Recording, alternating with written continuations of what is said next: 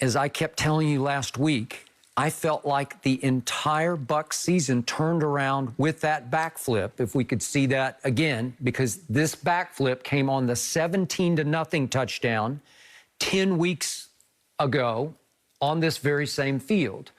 And he had gone off, as you know, for 203 yards receiving in the first quarter.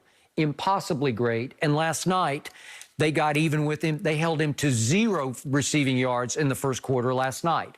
He got a few here and there later in the game. Hey, nothing that mattered. Empty calorie yards, Skip. You know I don't count those.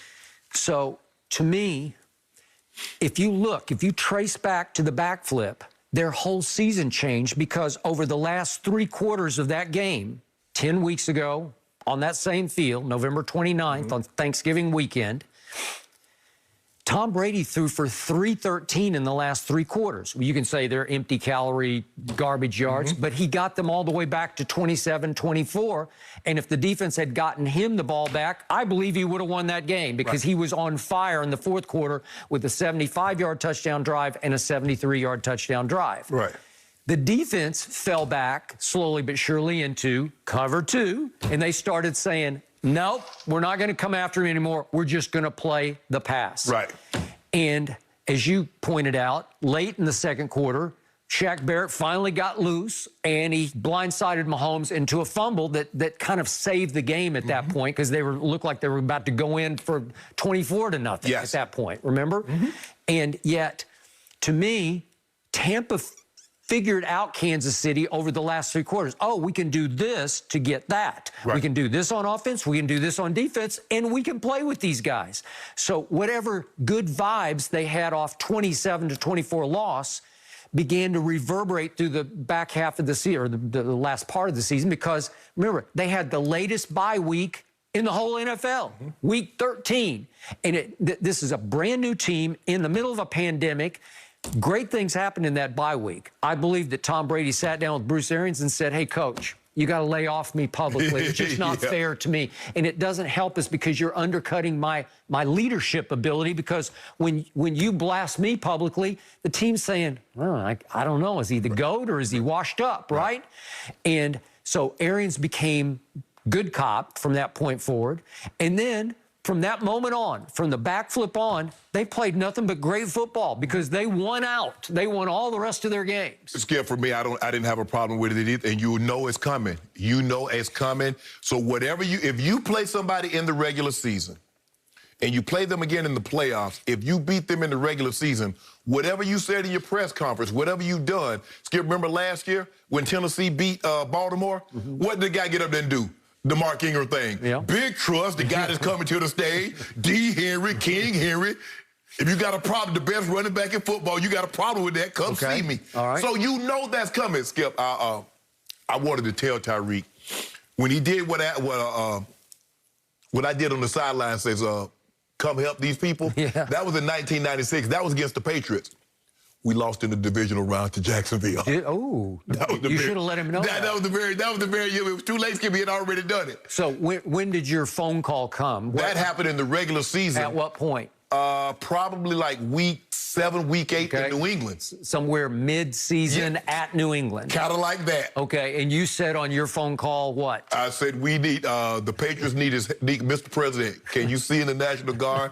Because the Patriots need as much help as they can get, because we're killing them. Okay. And you know, it took off like wildfire. Skip, that's what happened. Okay, and so Tyreek borrowed your... Yeah, he borrowed. But I don't know if he really... Obviously, he didn't know that it didn't end up so well for us. But next year, we went up, so maybe next year they go back and repeat. But, Skip, I agree with you. I don't have a problem with it. You knew it was coming. If they was going to win, so whatever you said in your press conference, whatever you did on the field, I'm surprised if they'd had somebody that could have backflipped, I'm sure they would have turned the backflip. Who can do that? Not many. I was thinking AB might be the only guy. Maybe. But I'm afraid that, you know, at this juncture, he might not be able to do it. But that's just how it goes, Skip. That's how it goes. You know, hey, now you see everybody doing Steph Curry shimmy when they hit a 3, or they do it. So that's a part of the territory, comes with the territory. I don't have a problem with it. But Tyreek knew it was going to come, and you're going to see more of it. Yep. But the question I have, Skip, moving forward, is that the blueprint to how you stop Mahomes? Is that you play cover 2? because they don't have a guy that can run the football. You feel very comfortable being able to stop their run and say, we're not giving you anything cheap or deep, and we're going to make you nickel and dime your way, and can we get pressure? The question is, how effective is Eric Fisher going to come back with that Achilles injury? Yep. And is Mitchell Schwartz coming back? Because, Skip, I don't care who you got at quarterback. Yep. Without those two tackles, you're not doing anything. It's funny, though, early on, I thought Clyde Edwards-Helaire was gashing him. He wound up 9 for 64. But that was in the second half. Yeah. They didn't do anything. All the first half rushing came through Mahomes through the scramble. Yeah. He wound up with Mahomes had 33 yards on scramble. Yeah. Not fatal kind of yards. But Skip, every time he tried to throw a pass, he had almost 500 yards on scramble yards before he threw a pass or he was sacked. Let that sink in. 500 during the... Yeah, so he was running around. Yeah. They was counting up the yards as he's running around. Oh, 500. He covered 500 yards. 500 yards, Okay. yeah, before he threw the ball or was sacked. Okay. That's normally what they do on, they keep stats like that, Skip, on when guys are kick returns, the punt return, he's zigzagging. Not the quarterback throwing a pass. That just lets you know he was running for his life. Yep. But you, Skip, you knew that was coming. Yep. I was just like, you know what? Somebody go hit Tyreek with the peace sign. I don't know when it is, but it's coming. Yep. So Antoine Winfield Jr., his father obviously was a very good NFL player. I don't know if you played against him. I'm sure we did, Skip. I'm almost certain we did, because Okay, I think so we played Minnesota.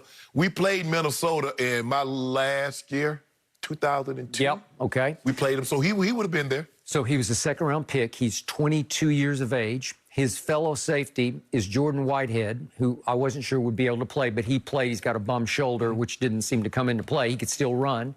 Those two safety, he's 23. So you got a 22-year-old and a 23-year-old playing cover two, and they're coming of age right before your eyes because Antoine... Jamel Dean might not be, but like 24, 25. Carlton Davis like 24, 25. They're 24 and 24. Yeah. Okay, so it's a very young secondary that is growing up. It grew up last night right before it got torched again and again during the regular season. All the way up to the game at Atlanta coming out of the bye. In the first half, Matt Ryan threw for 239 in the first half. They might be a situation, Skip, where they might be systems guys. I would be very careful of those guys signing them, giving them big money in free agency. Because if I don't have pressure, if I can't get immense pressure, can they hold up on the back end like that without JPP and Shaq? Okay, but everybody said on the defense that Antoine Winfield Jr. just took it over and became the quarterback of the defense and the leader of the defense. He's sudden. He makes big hits. He makes plays. He's always in position. And that's what you need. Skip, it helps. Who made the play of the game at New Orleans on Jared Cook? He did. That was He it. did. Game turner. Skip, that's what stripped him. It's nice to have a guy that his dad played.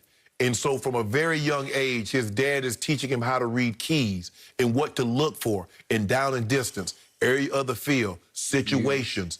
So he understands. He has a unique knowledge, like THT saying that when LeBron is talking to him, I'm absorbing everything because no other 20-year-old is getting that information. Taylor Horton Tucker. Right. Yep. So he's saying, I'm getting information from my dad that very few people can say, my dad was an NFL corner. My dad did this, and he's giving me all the keys currently what I need to be a better player. Which is why I don't have any issue with him getting a taunting foul because it was well-timed and message was resent. Oh, the game was already over. Yeah. It wasn't like it was. I'd have had a problem with it, Skip, if it's a one-possession ball game and you got backed up, you put your team in a situation, but it's 31-9. There ain't no 20. And that was fourth down. Yeah, so he knocks down the pass, and it's like game over. Ain't no 23-point plays out there in the NFL, so I don't have a problem with it, and you already know it was going to come. So, hey, you got to eat that one, Tyreek. But we'll get them next time. Yep. Well, will there be a next time? Oh, they're going to be back. Oh, they'll be back. They'll be back. Tampa Bay's going to be back, but I don't know. He's got a long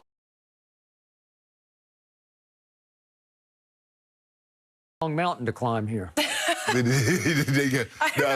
just need to make sure them tackles are back. But they need to get a defense. They need to get somebody to go opposite of Chris Jones. Okay. All right. Well, they were definitely missed. Guys, speaking of that, has Tom Brady started his second dynasty in Tampa? He was very short and sweet yesterday when he said, yeah, I'll be back. So we'll explain next.